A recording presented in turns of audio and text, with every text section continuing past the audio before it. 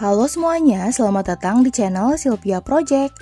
Nah, di video kali ini aku bakal membahas tentang gimana caranya membaca pesan di TikTok tanpa diketahui pengirim.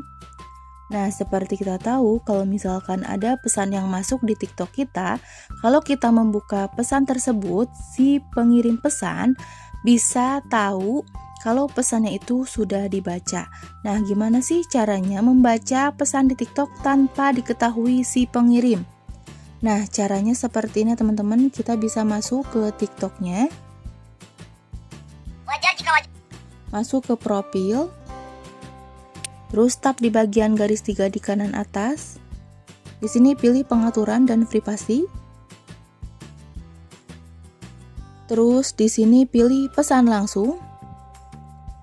Nah, di sini kita tinggal nonaktifkan aja di bagian status baca ya, teman-teman. Nah, kalau sudah disetting seperti ini, kita bisa membaca pesan di TikTok tanpa harus takut ketahuan si pengirim pesannya ya, teman-teman. Walaupun sebenarnya kita sudah membaca pesannya, tetap gak bakalan kelihatan. Oke, beres. Jadi gitu ya teman-teman, gimana caranya membaca pesan di TikTok tanpa diketahui pengirim. Segitu dulu aja video tutorialku hari ini. Selamat mencoba.